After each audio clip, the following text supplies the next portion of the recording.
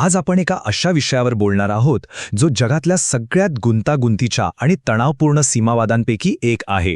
हो, आपण बोलतोय भारत आणि चीनमधल्या प्रत्यक्ष नियंत्रण रेषेबद्दल, म्हणजेच लाईन ऑफ ॲक्च्युअल कंट्रोलबद्दल. चला यात जरा खोलवर शिरूया. बघा, ही काही फक्त नकाशावर ओढलेली एक रेषा नाहीये.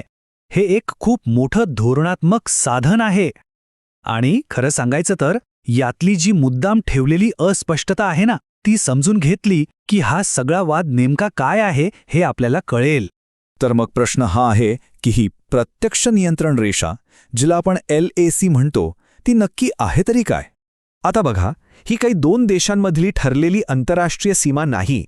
LAC ही एक अशी संकल्पना आहे जिचा जन्मच मुळी संघर्षातून झाला. 1962च्या युद्धानंतर जी परिस्थिती निर्माण झाली तीच जणू काय स्वीकारली गेली. पण गंमत म्हणजे ही रेषा नेमकी कुठून जाते यावर दोन्ही देशांमध्ये कधीच एकमत झालं नाही. आणि खरं सांगायचं तर हाच अस्पष्टतेचा अभाव या सगळ्या समस्येचं मूळ आहे.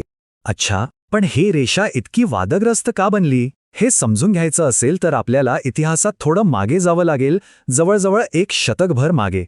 आता या घटनाक्रमाकडे पाहिलं की लक्षात येतं की एक औपचारिक सीमा करार कसा हळूहळू राजकीय आणि लष्करी घडामोडींच्या दबावाखाली अक्षरशः विरघळून गेला.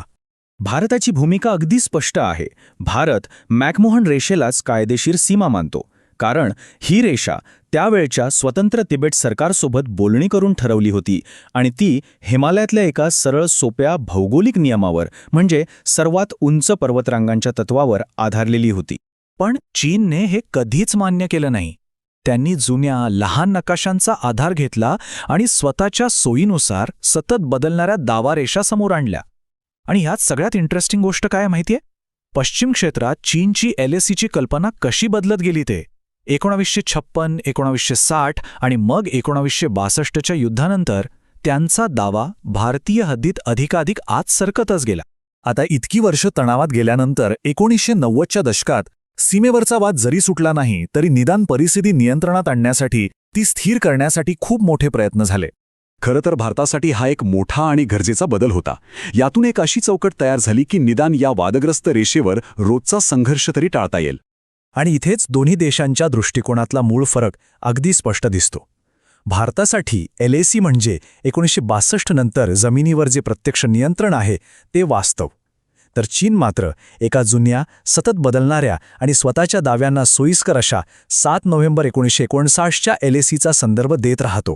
यावर तोडगा काढण्यासाठी एक खूप महत्त्वाची पायरी ठरली होती, ती म्हणजे दोन्ही देशांनी आपापल्या समजुतीनुसार LACचे नकाशे एकमेकांना द्यायचे.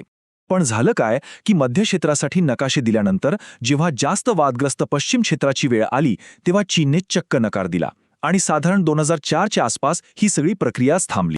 चला, आता आपण आजच्या काळात येऊया आणि बघूया की इतिहासातली हीच अस्पष्टता सध्याच्या तणावाला कशी कारणीभूत ठरतीये. या सगळ्या घटनांवरून एक गोष्ट अगदी स्पष्ट होते. गेल्या काही दशकांमध्ये चीनची वाटाघाटीमधली भूमिका सतत कठोर होत गेली आहे. म्हणजे सुरुवातीला तडजोडीची भाषा करणारा चीन आता जास्तीत जास्त भूभागावर आपला हक्क सांगू लागला आहे.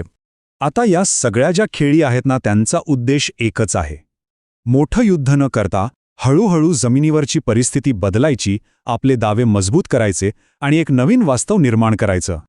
आणि हेच आपल्याला राष्ट्राध्यक्ष शी जिनपिंग यांच्या काळात चीनच्या भूमिकेत झालेल्या सगळ्यात मोठ्या आणि महत्त्वाच्या बदलाकडे घेऊन जातं.